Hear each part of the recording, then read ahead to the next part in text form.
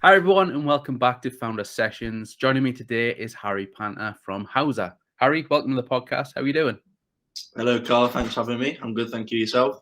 Not bad, not bad. We were just talking off camera there about the mad weather and how it's affecting Wi-Fi and all that rubbish. Yeah, it's not great. It's not great at all.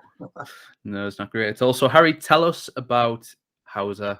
I know you're about to got some big news for next week. Is that right? Yeah. So we're literally about to launch. Yeah. So Housr is simply a way for us to simplify, streamline, and cheapen student housing for students and letting agents across the country. Um, we basically package two things together in two products: a mobile app that lets students find flatmates, find their perfect home by swiping left and right, like the Tinder novelty sort of idea, manage their bills, insurances, and then manage any maintenance issues as well. And then for letting agents, we have a portal with AI integrated, so we automate a lot of the back end processes and a lot of that admin for letting agents. So yeah, that's Housr in a nutshell, really. And how long have you been working on this idea? Oh, it feels like absolutely forever. I think like most startups, it's all encompassing, isn't it? So it does feel like a long time. So I was at university for the past 3 years at the University of Manchester, and I started this at university in my first year with one of my close friends from the cricket club that I was involved in. And as you know, when you're either doing a full-time job, which many of your listeners and yourself will maybe understand, and trying to do a startup, having doing a degree is the same sort of principle, right? So we were trying trundling along for the past 2 years, and then I went full time when I left university. So in total, 2.5 years, but really solidly the past year, really. Awesome stuff. And I've got to ask, are you enjoying it? Are you enjoying the founder journey? Yeah, definitely. I think there's definitely days where you're like, flipping it. But then you really sit back and realize I get to wake up, go and do what I want to do every single day, and I've not had much corporate experience. Coming straight out to university, I had a consultancy role. I learned a lot and it was great. But I really do now really enjoy having that flexibility and freedom to really work on what I want to work for. Especially at my age, being quite young, I feel like I have that kind of freedom to really go for it. So definitely, despite the stressful and sometimes sleepless nights, it's good fun. That's good to hear. It's always nice when everyone knows that startup life is stressful, but if you can confidently say it's like, yes, I'm enjoying it, and then it's all good. Talk to me about your team. You said you had the idea with your friend in uni. How does the Yeah, team look like now? yeah, sure. So it was quite funny actually. So like I said, I played cricket for the University of Manchester, and how it all started, we were all talking at the students' union at the bar, and I always wanted to start something with like something around students. So everyone that was at the students' union bar started Housr together. There was like 7 of us, and then me and Ben, my current co-founder, who were the most serious ones out of it all, realized this isn't going to work with all of us here. So we went it on our own, and we quickly realized that none of us are technical. And I think one of the biggest things is having a technical co-founder or someone on your team is technical. So that was our first mission: get someone that's technical. So we brought on our CTO Leo, our past CTO Leo, and then since then we just grew the team. It's adapted, and now we have a team of 7. It's myself and Ben as co-founders. Then we have a lead marketing, Daranara. We have a head of business development of Kumar. And then we have a data kind of guy who gets the data for us for our BD and our sales team, which is Sean, and a manga to smash that. So it's looking great now. And our developers are outsourced at the moment with a couple internal ones. But yeah, it's grown quite quickly, to be honest. Apart from just me and Ben at the bar, it's good. It's a proper team now. That's awesome to hear. And when you're sort of recruiting your team members, are you looking for anything specific in these people, or just purely on their skills? Yeah, I think so. With us, some of them are like still students and interns and stuff. And I think that one of the hardest things is when you've got an intern who's not working for, not getting paid, for example, and as a student, you've really got to find someone that can match your work style, because there's a fine line. You've got to push them as hard as you can to be productive, but if you go over that boundary and push too hard, because they aren't getting paid and they are just volunteering as students to get some experience, for their own career development, they'll be like, oh, why am I doing this? So you've got to find people who are very, very bought into your vision. And we're very lucky that everyone that's gone through that process with Housr are very bought into Housr's vision. And we will be eventually offering them full-time roles upon further investment rounds and launch. So directly answer your question, we want someone who's been through the experience themselves first and foremost as a student, to be honest with you, because they'll align themselves more with our vision, and then someone who really believes in our vision and wants to change students' lives across the country. And obviously the skill set comes with that if they have got that and they'll come on board. No, very cool. I know, you know, people look for specific attributes in people when they're hiring, how coachable they are and that sort of thing. But I think, you know, if you get a student that's hungry and wants to do something good, prove themselves, then I think motivating them will be a slightly easier job for yourself. Yeah, they get overlooked as well. You know, I've only been graduated since June last year, and you know, I have it now. Some of my friends going for graduate jobs and things. Just because you're just coming out of university, you've not got much experience, doesn't mean you can still kind of compete with your colleagues at a graduate firm, you know. And so that's why our recruitment kind of strategy is student based, not just because it helps us strategically with our user demographic being students, but I just think that students have so much to offer. You know, they're so hungry, they're so ready to smash it. You've got all the big ambitions and things. So if we can help them along their way on their career development and also kind of nurture that ambition and put it into Housr, why not? You know, it's the best possible candidate for any role, in my opinion. Very cool, very cool. I like it.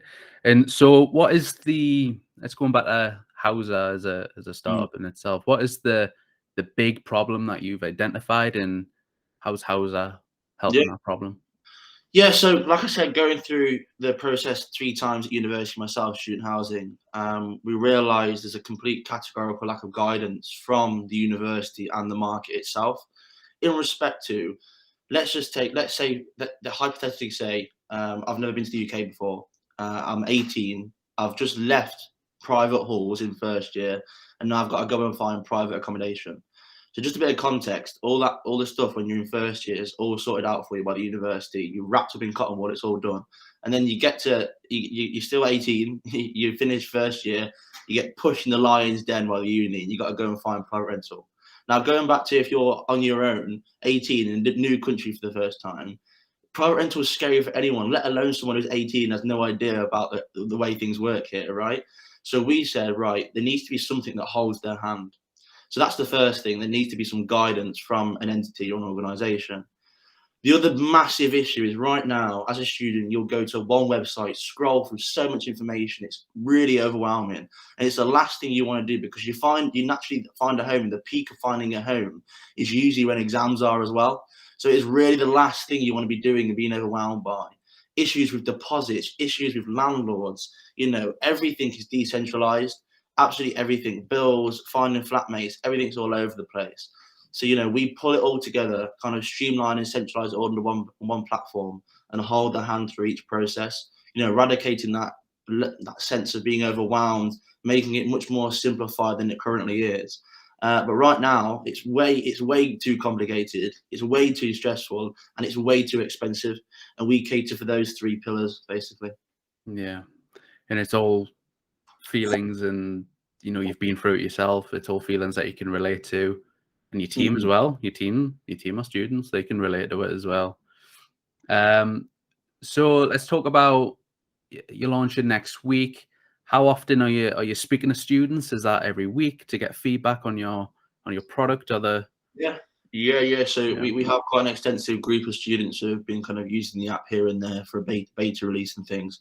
But we're quite, you know, I've got a great marketing department, and you know, I love marketing myself as well. And we've been pushing out loads of different competitions, hiring out nightclubs to have events to push Housr, you know. So we've got a big group of students who are ready to download the app. And what's quite interesting, I can't necessarily say the specifics, but we have partnerships with a couple of universities. So automatically all their students will be on our app automatically, as like you get a university email, they get a Housr account to find their private rental in second year plus. So, you know, we've had a lot of experience, a lot of kind of focus groups with different students and things. And, you know, I'm not, Jamie was not saying this, literally everyone has said it's a great idea, and I'm not trying to blow Howard's own trumpet. It's just because this sort of thing should have been done already. You know, it's such a massive issue that thousands of students go through year in, year out. Why isn't there something out there already? So yeah, that's the biggest thing from them, to be honest. An expectation, it should be there, and we're trying to fill that gap. Very cool, very cool. And obviously, it's all positive. Has there been any sort of constructive sort of doubts about it or criticisms Yeah, from not just students, maybe other businesses, business leaders yeah, that no, you're speaking now? definitely. Especially when raising investment as well. That's when your critics come out the most, you know. So yeah, the biggest thing for us is that student housing is so seasonal. The way the market works is very cyclical, right? And you have certain times of the year where technically you make revenue, other times you don't. So with Housr, students can find their home, but they can also manage their home. Therefore, letting agents and landlords can let out their home, but also manage their home through Housr, right? And that's really, really important to get through this. And that's some of the based on some of the feedback we've had about this idea of it's too seasonal. It's too seasonal of a business model.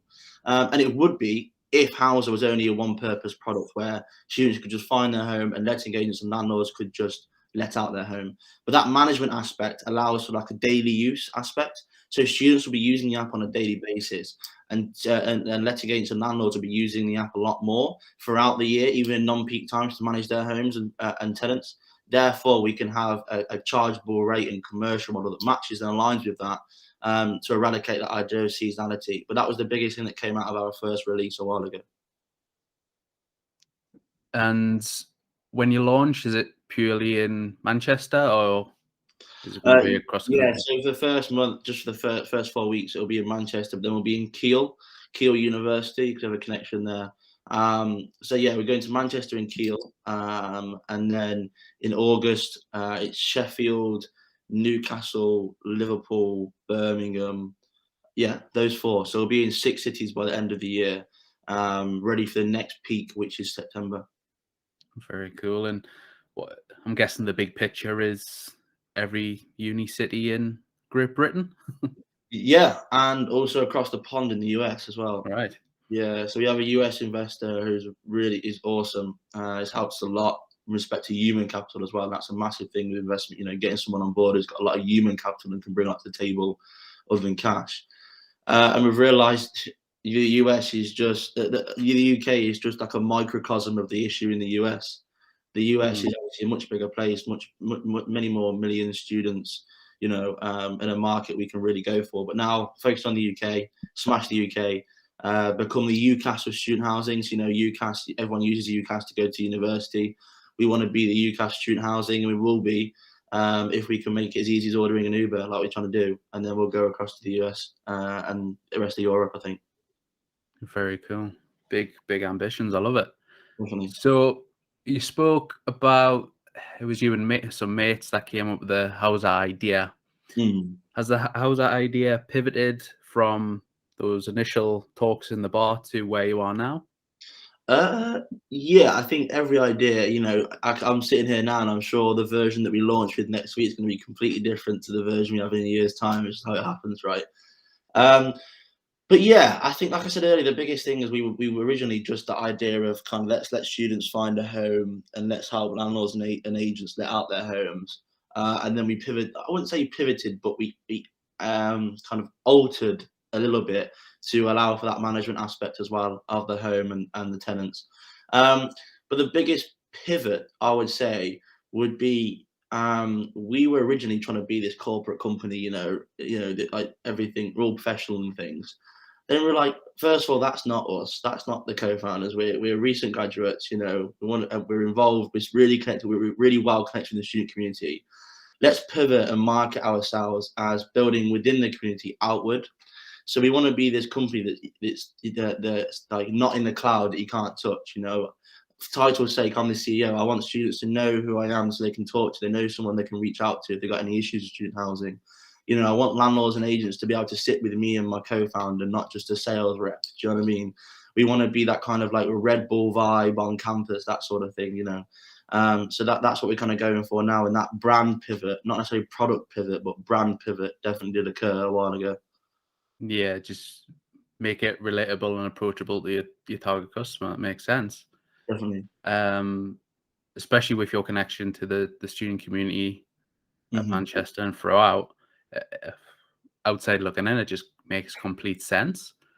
Um, and do you think the students, as did you go all in on sort of the corporate brand before switching, and then did the students sort of Uh, like that switch as well, or Yes and no. So we yeah, were massively like only we were really worried about what we put out on social media. We were like, and then we just started being very free and very fluid and being, kind of trying to be on trend with different things. And I wouldn't say students kind of we seen a big difference, but what we did see was a much more engagement.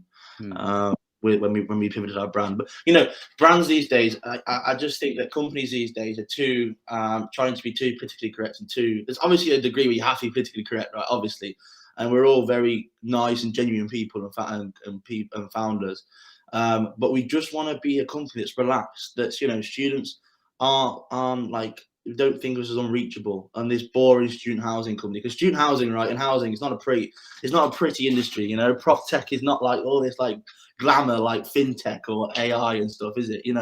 See, people say, "Oh, what do you do?" I was like, "Prop tech," and they're like, "Oh, right, okay, fair." But when I explain it, it's like Tinder for student housing. I'm like, "Oh, right, okay, nice, nice." We want to be this company that's fun, because the whole point we're trying to do is gamify a very boring and arduous task and process, and make a chore into something that's actually that they can't wait to do almost, and like they're sat on a toilet bored just swiping on homes, instead of being like, oh, I've got to find a house next week. So yeah, we're trying to be this brand that's fun, that's energetic. We're hiring out nightclubs regularly. That's one of our tactics, is putting on events like every other week, and just making them best possible. Not really even branding them Housr, just putting on events and making them download the app to get in. And other than that, just making sure that night is the best night possible. And because we just want to enhance the overall student experience and be that cool brand. So that's what we're trying to do, really. yeah, I understand straight away. Trying to get your startup as a part of that uni experience. Mhm. Um, and if you make it as seamless and as easy to use as possible, then they're just going to flock to Housr. So it's really cool to see. Definitely. You spoke about your experience coming out of uni, a sort of consultancy role, Yeah. obviously with Danny Williams, Yeah. next level. Do you want to speak a bit about that? How good was that experience? Obviously, I know you came up to Newcastle a few times, and Yeah. Yeah. just speak Definitely. about that. How beneficial was that for you? Yeah. Sure. I think it was great timing. So when I was at university, I was looking for a graduate job. I got really good offers elsewhere. Then I met Danny, and my dream idea was finding something that I can still do Housr with, but give me that corporate experience. Because my opinion, yeah, look, I'm CEO or whatever you want to call it. I'm the leader of my team, right? Yeah, and I think everyone's learning, everyone's on a learning curve, but I just thought I need some corporate experience just to give myself that bit more credibility with my team, and people around me, but at the same time, I realized corporate world and trying to do a startup isn't the best idea. So, I was really worrying about how I could do that. And then I met Danny, and it was great. Straight away, we got on really well. And he was it started off as a Housr conversation. He was interested in learning more about Housr and how he can help. He's obviously got next level marketing and next level consultancy, and I was very interested in how he could help with that as well. And then he was like, "Well, what are you doing with a graduate job?" And then luckily enough, he offered to become a board advisor for Housr, and then also offer me a graduate job so I could help him. So it was like, geez, that's class, two birds with one stone. Let's go for it. So I actually started part time whilst I was at university still. So I was doing my degree. I was also president of the cricket club. I was raising investment. I was running my company and doing my dissertation and working part time with graduate job. I was like, geez, this is a lot. But then I finished my degree and went full time with Danny in July. So I didn't have a summer. It was straight into work. It was quite intense. But no, I learned a lot. I think I respect Danny, and I hope he's doing well, and I think he can do really, really well in the future. And I worked on some really interesting projects from sustainability all the way through to networking. And as you said, Carl, that's where I met you in one of the networking events in Newcastle.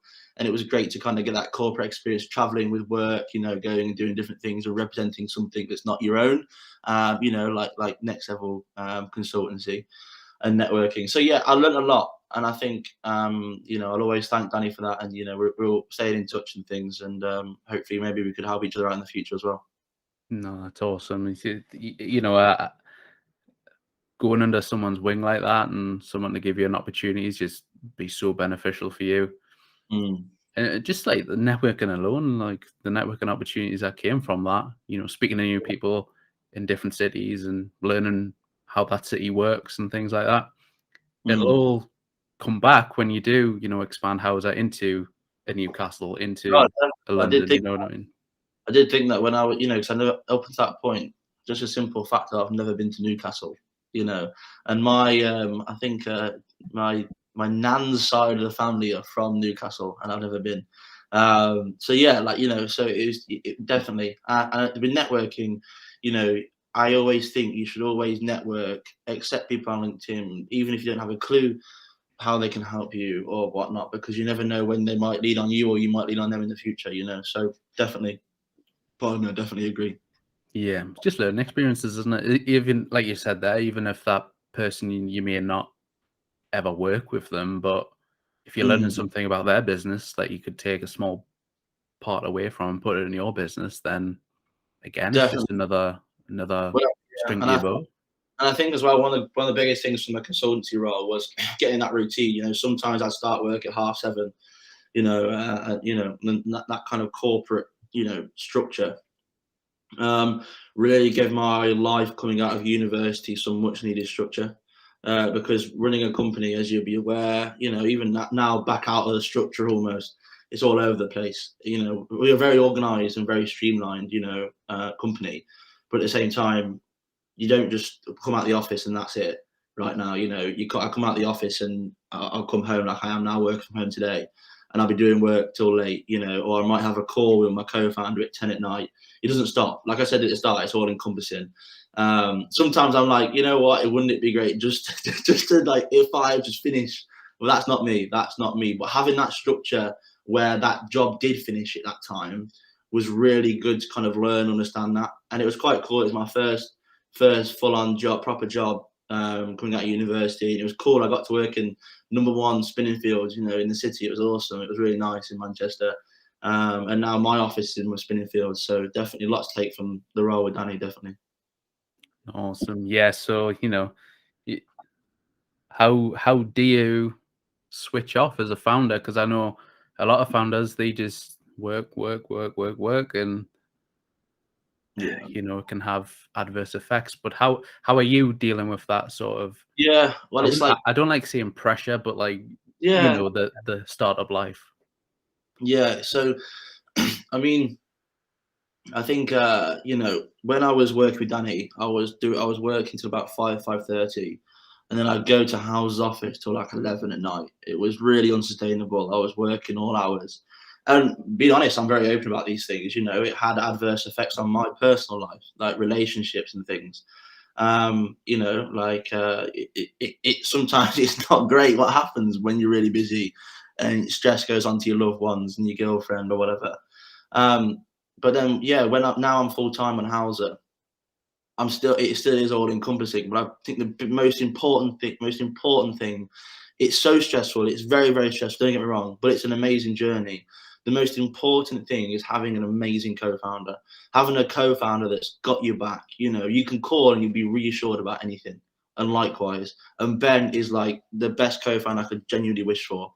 And having that co-founder and that support, because running a company and a startup, especially at this stage, is often very lonely, even if you have a co-founder, because Ben will say the same. It's often lonely for him. It's lonely for me. Even though we're a team together doing this, it still is lonely in your own right. So having that co-founder who you can kind of lean on, he's also my best mate. It's really good. But I'm really into my sport. I mentioned I was president of the cricket club at university. I'm mega into my cricket. I've just started boxing. It's pretty cool. I'm not very good at the minute, but I've just started boxing at the minute. I'll get there eventually. and sport's been a big part of my life since literally 4 years old when I started playing football. So so I'd say sport, doing something, not necessarily sport, but doing something where you can kind of switch off completely without thinking about it. When you play sport, you're not really thinking anything else other than sport, are you? And then having a great co-founder or someone in your team who you can lean on a lot. No, that's very cool. Yeah, I think, just if you can set aside an hour or two, maybe 3 a week, just that where your mind is on something else. Mm-hmm. Yours is sports, people's like video gaming, just something that allows you to stop thinking about what you're doing day to day. Just give you that hour or two, just, not switch off because obviously you think about something else, but just give you that sort of mental break from the grind of what you're doing. And that's awesome stuff. And the co-founder stuff, yeah, you need to find someone that you can really vibe with and bounce ideas off. And if you're having like a mad busy day, just you need some mental clarity. Just go, listen, I'm thinking about 100 things at once. I'm going to tell you one thing. Just give me peace of mind on this one thing, and then we can go again. It's a lot of the time as well, as you'll realize yourself, be it running a company as well, is that, as a leader or a co-founder, me and Ben have got to I've got to be a constant in the team.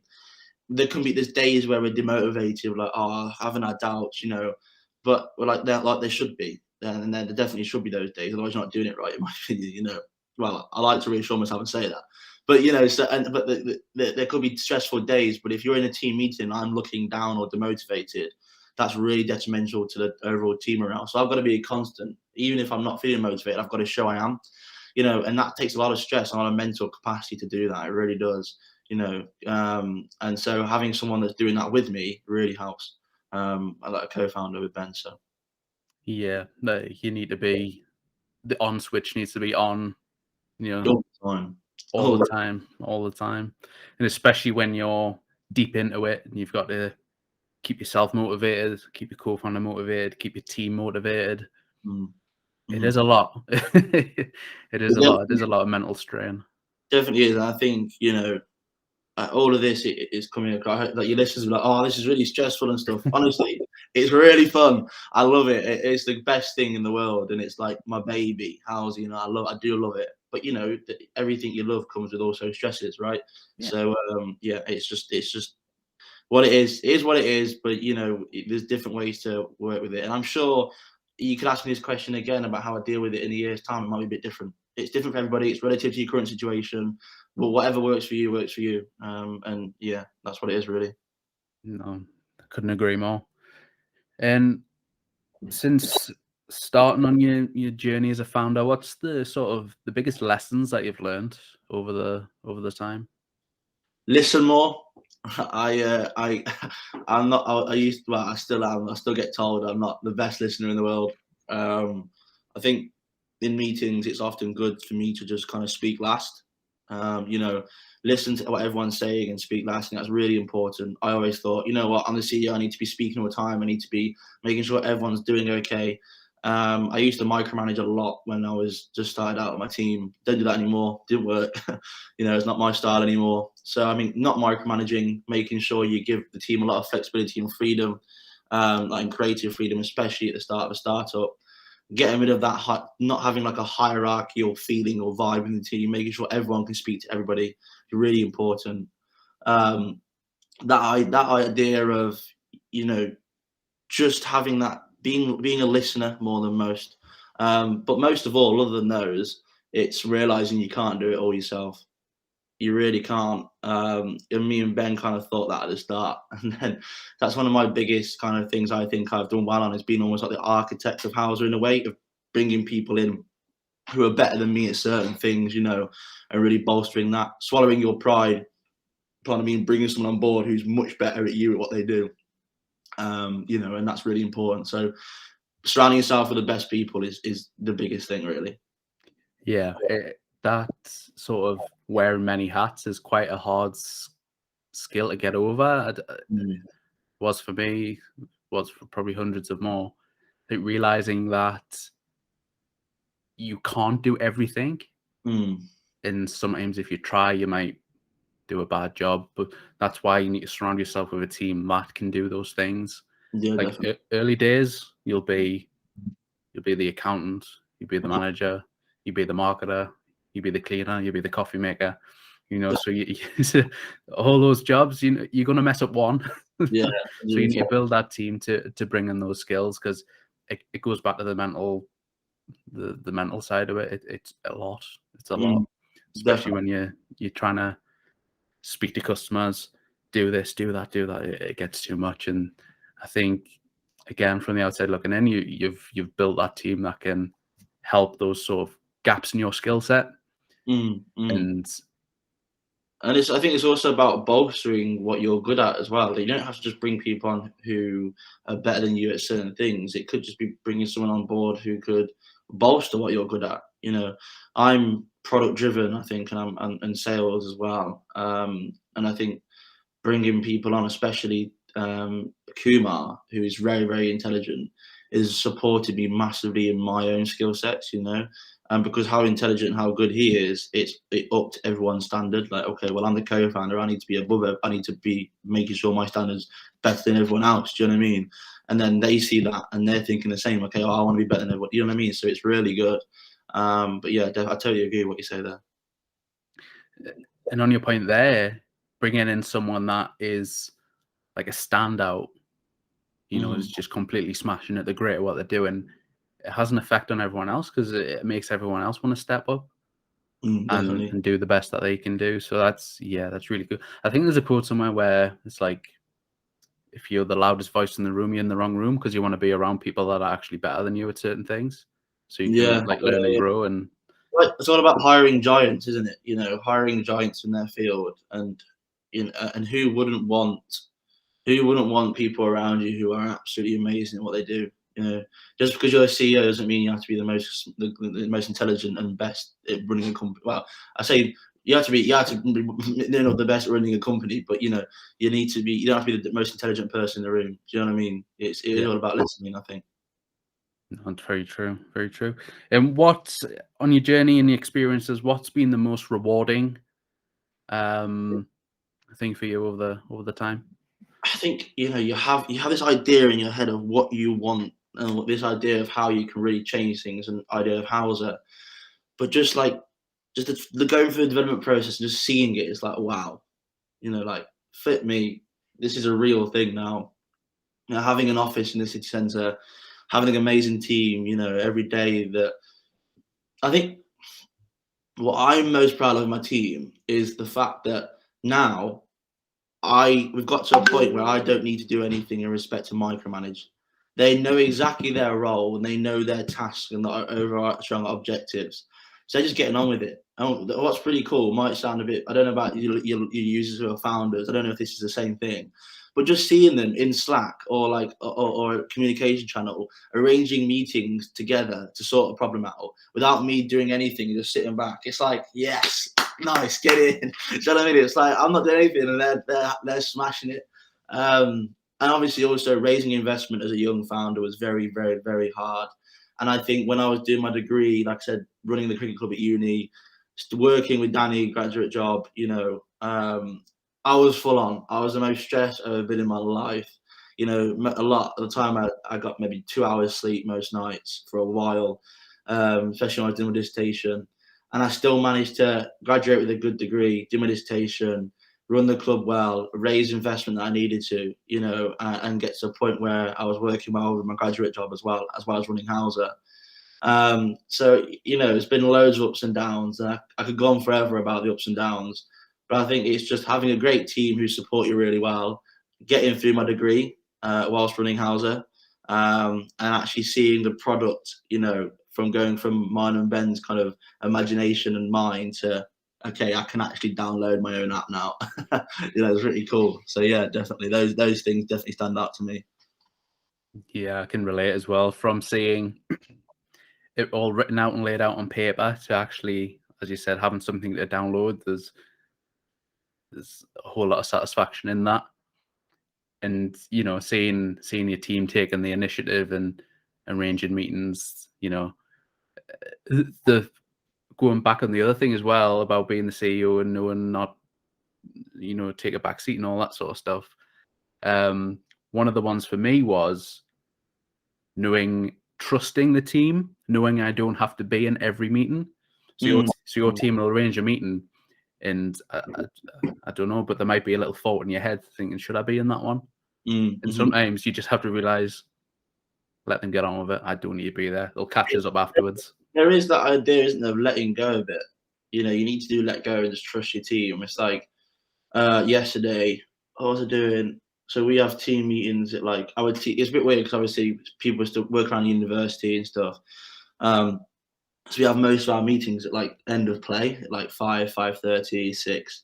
I was doing something yesterday and I couldn't make the meeting, but it was a really important meeting. But I had no issue that the agenda would be done properly, and it was great. I got an update call this morning earlier on about 8, just about that call, and it was perfectly fine. So it's great. You don't have to be there all the time. You don't have to be this all-encompassing CEO or leader. The best leaders are often the ones that have made the team that can do that without you having to be there. So yeah, I definitely agree with you. Yeah. It's a hard thing to do. It really is hard. Just trusting in people, because as you said, it's your baby, and it's like trusting someone with that. And then it goes back to the rewarding experience. You getting that call the next day, it being all good. That just just proves that the processes that you have in place are working and your recruitment's going well and things like that. And I think definitely at the start, when you bring people on, and you give them a task. So I don't know. We use Notion. Have you heard of Notion? Yeah, we use Notion, so it's already transparent. You can see who's got what everyone's doing. But at the very start, I gave someone a task that I knew I could get done in like half the time. I knew I'd do it how I want to do it, and I knew if I gave them this, I might have to iterate with them. But you need to go through that. You need to go through that process, because that's them learning as well. And they're taking a chance on you by working with you. But at the same time, once they've done that for a bit first, they'll then be able to go away and do that task maybe even better than you. So having that kind of chance to give them that learning curve, facilitating that learning curve, you need to do it. You need to let go, trust them in the long run, and let them do that. Really, it's hard. Don't get me wrong, it's very hard, but you just need to let them do that. Yeah, and the key thing that comes out of it is that you learn about them, they learn about you, and then it just leads to better things. It's like so I set really high standards for me and my team. Like goals and KPIs are quite high. Sometimes blue sky thinking, right? But I think that you have to be that. You have to set your bar high. And it's quite funny. I had a conversation yesterday we had a sales meeting, and I was like, right, you need to hit this KPI to my sales team. And Kumar, who leads the sales team with our other BDEs, was like, lads, don't worry, that target is very high. I left the call and Sean was like, yeah, Kumar was like, yeah, Harry sets high targets, as we all know. Let's make sure we at least hit 75% of that, but don't be disheartened if you don't hit the full 100%. Yeah, you're right. As you're working together, you learn from each other, and you both kind of, and all your team understand how you work best. I'm often late to a call. I know I was like a couple of minutes late to this one. This was because of Wi-Fi, but usually I'm on a call all the time. It's ridiculous. Most of my day is just reacting to calls and meetings now. But yeah, I'm always like 2 minutes late. So they always don't. They just sit on the meet. They just start the meeting 2 minutes late now. It's funny. So yeah, just little things you pick up from each other when you work with each other. I like that example. They've learned to adapt. Oh, Harry's going to be on average he's about 2 minutes late. Let's start at 2 minutes past. I'm not even joking. That's what happens. That's brilliant. And Harry, through your time, has there been any frustrating parts? Has there been any frustrating moments that you've had to battle through and get over? Yeah, definitely. I think, going back to the mental side of it all, with me, like I said earlier, I had a lot of stress, in summer when I was starting my graduate job, and that affected personal life and things. And when you've got stuff going on like that, it's so, so, so hard to focus on anything other than that situation. And you can maybe get away with it. not to say anything bad about my consultancy role, but like when it was going on there, and the impact it was having there was much less than the impact it was having in my role as a CEO, because I am literally the lead person in charge of my team. I'm responsible and accountable for Housr and my team. So when something's going on and it obviously is affecting me, it did affect Housr for a little while. We weren't making as much progress. It was frustrating because I knew it. I knew what was going on. I could see it. You know, it was so obvious, and I wasn't denying anything. I was like, right, I am the problem here. You know, but I just couldn't do anything about it. I wasn't in a great mindset, you know, and I've always been this guy that's like high on life. Do you know what I mean? I love it, you know, energetic, like an extrovert and things. And I just wasn't myself for a while. And I think people should definitely speak about these things. I'm not scared to open up about it, you know. And I think I'm definitely coming out the other side of that now. I'm feeling much better, you know, back to myself. But that during that time, it was very frustrating because I knew the issue. And normally the whole point of being an entrepreneur is knowing an issue, identifying something and solving it. But I just couldn't solve it. And for a good 3 months, I was just almost like an head in the sand sort of thing, you know, and things weren't moving as quick as I would like. And I was open, and my investors knew what was going on, what was personal life. My team knew I was very open, and people around me, you know. But so yeah, there's things where now I'm definitely or getting back to myself. But I think going back to the overarching point, not just my subjective experience, is that when, kind of excuse my French, but shit hits the fan, you know, in your personal life, there's definitely things that you need to intervene to make sure, you know, your company's still on the right track. And it was frustrating, but I learned an awful lot about that, you know. And going back to what I said earlier about having a great co-founder, my co-founder Ben, I hope you don't mind me saying this, he went through a similar thing, personal life and relationships and things, when during the start of our journey, you know. So he's been through that as well. And going back to what I said about having a great co-founder, he was there for me more than most, not just because people weren't there for me, because you're literally working with them all day, you know. And you know, so having a great co-founder really got me through that. But I think the other frustrating thing was, and this is one of my kind of ambitions in life in general, is I got looked down upon so much because of how young I am. You know, I'm 21. I started this when I was 18, 19, you know.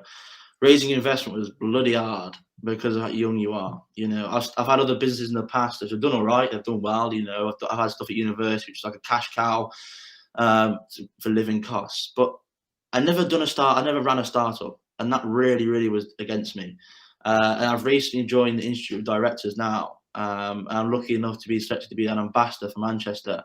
And my main task is kind of, you know, helping young entrepreneurs, helping young founders, giving them that kind of, you know, idea that they can do it, that it is an alternative to career pathways, normal career pathways. So yeah, it was frustrating because of my age, but at the same time, it does obviously help a lot being a young founder as well. But yeah, so I would say personal issues was frustrating getting through that, and being young as a CEO, you know. Yeah. No, I can understand. But with you being young, you can fail quicker and learn quicker, as I would say. You know, you're still young enough to. Definitely. Yeah.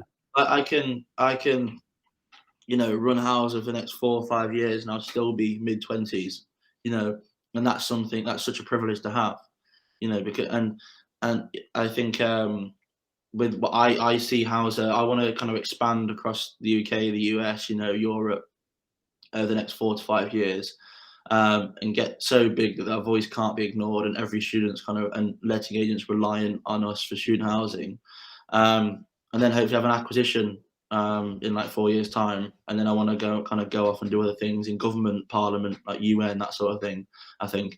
So yeah, it's a big journey, but there's many ups and downs, many frustrations. But I've learned a lot. I feel like I've got a older head on my shoulders than 21, and I think that's mainly because of the experience I've gone through with different things like this. You know, everything that's been down about the journey has made the ups so much better, and has actually facilitated those ups. You know, so I do think one of the things I'd say to your listeners as well is, I've not got a bundle of experience, but from what my experiences have, is make sure you celebrate every little win. Every little win, celebrate it, and make sure you kind of evaluate and learn from the downs as well. Yeah, it's very true. You've got to love it and you've got to learn from it.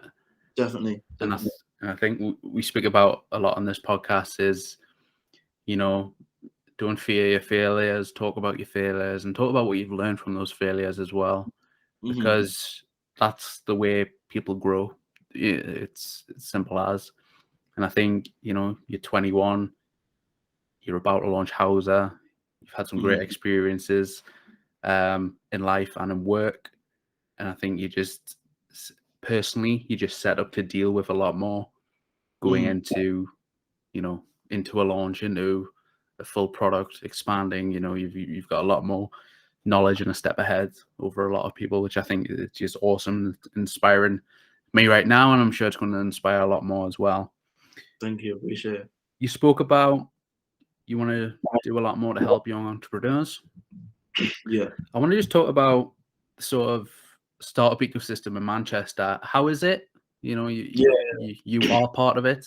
Yeah. Talk about that. What's it like?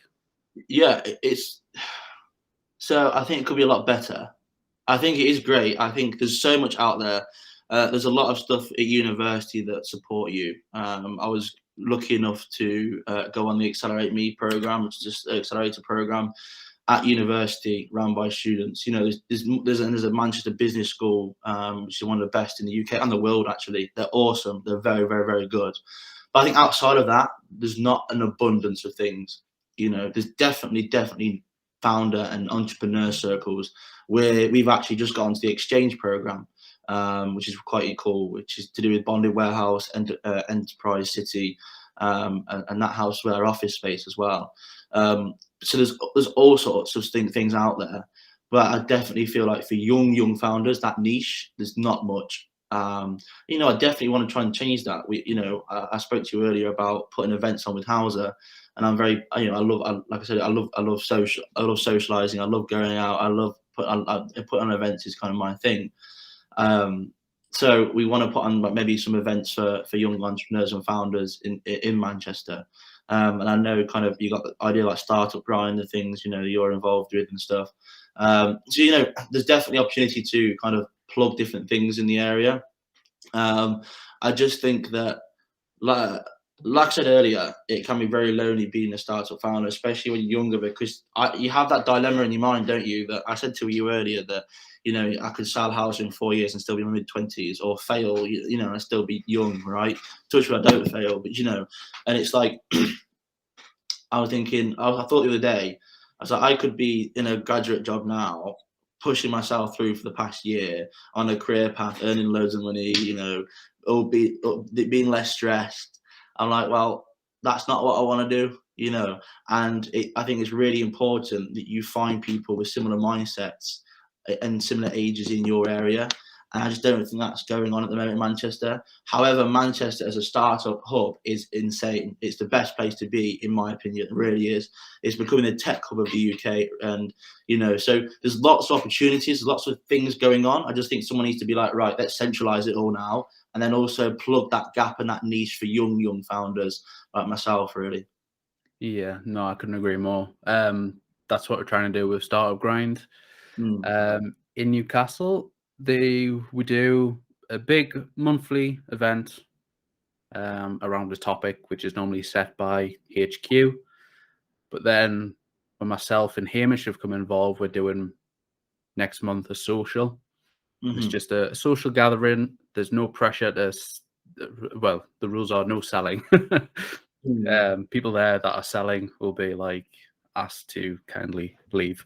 But it's just like a safe space for founders to come, meet fellow founders, and just learn that, like you said, it can be lonely. So this is a sort of a hub where it's not lonely. You come in, there's no pressure to pitch. Yeah, tell us what you're doing, and tell us what your interests are and all that. But there's no pressure to pitch. There's no pressure at all. It's just there, socialize, and just know that you're part of a bigger community. I think, I feel like the events that you can do there in Manchester for young entrepreneurs to sort of cultivate that young entrepreneur energy in Manchester could be really beneficial. Definitely, I think having a social aspect to the event,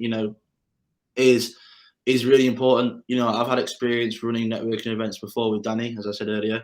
You know, I think they were great. But I also really do resonate with the fact that the need to be more social, and that's how his socials provide that, which is awesome stuff. On the young founder front, I think having a social event allows your guard to be dropped, your guard to be down, and that's where genuine conversation can occur and be facilitated. And no one wants a business card in the face. That's like literally, you may as well be. It's like that's floppy disk era, isn't it? You know what I mean? It's just stupid. Like, come on, you know. So it's no point. You add them on LinkedIn and then leave it at that, you know. And it's having a genuine conversation. Say if all this conversation we had right now, which we most likely had a similar conversation at the networking event that we were at like last year. You know, we made a connection that was genuine, and we actually got things from it. I'm now on your podcast. You know, we're going to be talking about startup grind, how that can get involved in Manchester and things. You know, if that was just I shoved a business card in your face and I shot you an email across, it's not going to work, is it? You know, and especially for young founders who don't resonate with those sort of things. You know, and maybe you also aren't experienced in networking like that, but they definitely will be experienced in socializing. Yeah. You know, so why not take something they're good at and they know and apply it in the business sense and try and make a genuine networking connection that way. No, it's very true, and it's one thing that's always stuck in my mind. From a guy, you met him as well at that event, David Thompson of Team Valley Group. Yeah. Was that the magazine? The one who does the magazine? Yeah. And the biggest learning I've took from him is, you know, it's about a relationship. It's about making that connection, that genuine connection, not just, as you say, this is my business card, let's chat business. It's not about that. It's about getting to know the person in front of you. You know, it's the last thing on your mind is, how can I make money out of this person? Definitely. It should just be, who is this person? What's their interest? You know, just get to know them on a genuine personal level. Yeah, because also you're not just connecting with them; you're connecting with their connections. You know, so you might connect with someone who's you've got no value to them, and they've not got any value to you, but they might be connected with 500 of your top customer base, or not even customer base, but mentors who can help you. You know, so it's always good to always facilitate any connection possible. Be friendly, be social, you know, and not be in your face with a business card. Yeah. Especially when, you know, business cards, now you can just, there's a feature on LinkedIn where you can just use another phone to scan a QR code and boom, your connectors. Yeah, it's there. Go digital, people. Yeah, exactly. So you spoke about your big plans with Housr. You want to expand around the world, expand the team. That comes with different offices and all that sort of luxury. But deep down, what's the one North Star for you? It can be a personal one, can be a business one. What do you really want to achieve in the next, let's say 10 years? You'll be 31 by then, which is still so young as well. I think, you know, I've got big ambitions, and sometimes that scares people. For Housr wise, I genuinely, it's not just about the money. Obviously, the money is great, you know, and I want to make all my team very wealthy, myself wealthy, and I want to make my investors wealthy as well. But for Housr specifically, not just personal, I'll come on to in a sec. Housr specifically, we've really got a chance to change the lives of students across the world. Really, really have. You know, and it's big blue sky thinking now, but let's change the lives of every student in Manchester first. That's 100,000. Let's change the lives of every student in Kiel, Sheffield, Liverpool, Newcastle. Let's make their lives easier. Let's enhance their student experience as much as possible, because we have the opportunity to do that. We have a great team, a great product, great backing, and a great brand. There's no reason why we can't do that. So let's do that first, and then the money will come after that. But the main thing with Housr is we genuinely can change students' lives. If we're building something that I want to use when I was a student, and you know, we'll go to young professionals and help young professionals do the same. It shouldn't be finding a home should not be a stressor. And with on the side of agents and Housr, we want to digitize the whole process. I know we're joking about business cards then, but in this day and age, we should be able to digitize, with the technology we have, different administrative and laborious tasks. So that's what we want to do. We want to change lives of students across the UK and make it 10 times easier to find and rent a property. Personally, I want to get to a point where I have built different companies and businesses to the point where my voice can't be ignored anymore. I'm not saying it is ignored now, but to a point where I've built enough wealth to kind of actually do what I want to do, and that's massively like philanthropy and respect. So I really want to change things. I want to change. To be honest, I want to change the world. I really do. You know, and I do want to go into government. You know, maybe Parliament, UN, Foreign Office, that sort of thing. But I think I want to get to a point where I had built enough behind me, you know, and where I can really go and change things and really build organisations around health and well-being, mental health and well-being as well. You know, technology advancements in respect to making the world a much safer place to live in.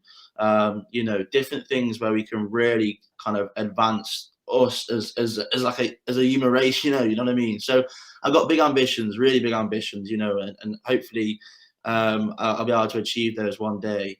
But in the next 10 years, I just want to kind of build my businesses, change the lives of students across the world if I can. And I know I can do that with my team and the product. And then eventually hopefully get into a position where I can really make a difference globally in various sectors, whether that is from a government point or a different organization point from what I've been able to build from my companies in the past. Awesome. Really awesome. And I'm just thinking in my head as well, as like on the Housr side, when you're taking the stress away of finding a house and everything, just think big blue sky thinking. Again, I'm going to steal your quote there because I like that one. You know, if you're removing one stress from a student's life, that's going to benefit a student in their courses. So you're removing that one stress, they can focus more on what they want to do. So I think long-term, big picture effects on students, it's going to have quite the positive impact if you're taking away one of the stresses of student life. Definitely. And, you know, students, people are like, oh, you're just a student, you're at uni, it's fine. I think the age of between 21 and 29, or maybe 21 and like 30, and while you're at university and stuff, you're learning, you've been exposed to so many new experiences. You know, it's overwhelming a lot of the time. There's so much going on. You're learning, you're growing, you're developing physically, mentally so quickly. You know, so if we can just take that one little stress away, then that would be amazing. Because university students do get a bit of sick. It's easy what you're doing. There's a lot going on in the background that people who don't go to university don't see. It's very stressful. It is, you know. It's also good fun, don't get me wrong, but it is very stressful. So if we can help take a stressor away, then I know I can, and hopefully I will be able to do that. No, it's really cool, really cool. And Harry, what would be your best advice to fellow startup founders? Yeah. What would you say to them to help them? Like at the start of their journey, or kind of like throughout whenever. Just whenever, just any advice that's really helped you and you would like to pass on, or anything like that. I think, like I said earlier, building a great team around you is really, really important. I think if you're on the start of your journey, just do it. Just like if you're umming and ahhing about whether it's to start it or not, I think being younger is a lot easier because there's that risk factor. You know, people could be older, have mortgages, have families. It's a big risk, you know. But the main thing why people don't start is the fear of the unknown, right? So if you're just worrying about starting, just write your idea down on a bit of paper or make a Google Doc. Just start typing away, right? Because that Google Doc will turn into a presentation. That presentation will turn into you going to networking events and recruiting people sharing the same vision as you. Next thing you know, you'll be raising investment. Next thing you know, I'm sat here like, well, I actually have a company now. You know, so just start. Starting's the hardest thing. Once you get over that hurdle, it's definitely an uphill battle, but once you get over that hurdle, it gets easier, you know, and you can just get on with it. But I think the biggest thing is having that team. Having that team around you is so important. It's so important. And like I said earlier, make sure you get a good co-founder. You can't do it on yourself. You can't do it on your own. There's been many successful solo founders, and props to them. But I think having a co-founder is really important. Someone that you kind of matches your vibe, your style, that's kind of like a good cop, bad cop with me and Ben. You know, having that someone who's a friend, who's a co-founder, who's a business partner, and someone you can rely on. So I just think if you're starting out, just start. I know it sounds a bit ironic, but just start. Just go for it. Having a great team around you, building that team around you, swallowing your pride and letting go and giving trust to your team at the start, because it will resonate later on down the line, like it is doing for us now. and having that good co-founder you can lean on, they can lean on you. Couldn't agree more. This is beautifully put. I like that point where, you know, just start. You know, a lot of ideas, I mean, I'm sure you have them yourself. You have loads of ideas in your head for different businesses, even though you're working on your own business. Yeah, I do. He goes, oh, I could do this for this or this for this. Yeah. No, actually, I need to focus on my own stuff. Hang on, I need to do Housr first. Yeah, literally. Yeah, definitely. But even then, you know, write those ideas down. That could be an idea that you work on in 10 years' time. You know, it's just getting over that hump of starting, like you said, open that Google Doc. Just write and write and write until it's out of your head. Because that's the hardest thing. It's stuck in there and it's no good in there. It needs to be out on paper or it needs to be somewhere. And there's so much support out there now, you know, for transitioning to work, to startup life. So just go for it because it'll be rewarding down the line. Definitely. Very true. And Harry, the last part is it's over to you. You know, tell the audience where they can connect with you, what they should check out. Just let them know. Yeah, so just give me a follow on LinkedIn. You know, I'm active on LinkedIn. Maybe a bit too active for some people, but yeah, I'm on LinkedIn. It's just Harry Panter. If you can't find me, just Harry Neil Panter. With Housr, main thing, follow our Instagram. Like I said, we're trying to be this cool university student vibe. You know, so if you want to get a giveaway or win a massive bar tab somewhere, come and follow us on Instagram at Housr app. APP, all one word. And next week we launch. So download Housr on the App Store and Android. Let me know what you think. If it's bad, tell me. If it's good, tell me. If it's really bad, don't tell me. Yeah, just give us a follow and just support our journey where you can, and hopefully if I can support your journey along the way as well. And yeah, just look out for the name Housr over the next couple of months. Awesome stuff. Exciting times. Big time. Very last thing. Give me in 2 words how you're feeling about your launch. Oh, geez. Two words aren't connected, but excited, nervous. Like two things really. But no, I'm ready. I think the best 2 words are I'm ready, and I'm just excited to launch now. No, that's awesome. Happy for you, man. Honestly, I'm genuinely happy for you. It's, you know, I met you back then. You were telling us about the idea then, and just to see it, you know, come to fruition, and then you're expanding your team and being on the verge of launching and having those feelings. It's.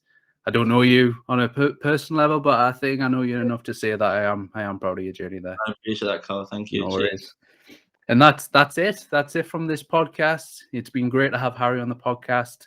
And from myself, you know, go follow Harry's stuff. It's going to be an awesome journey. But this has been Founder Sessions, and thank you. Yeah.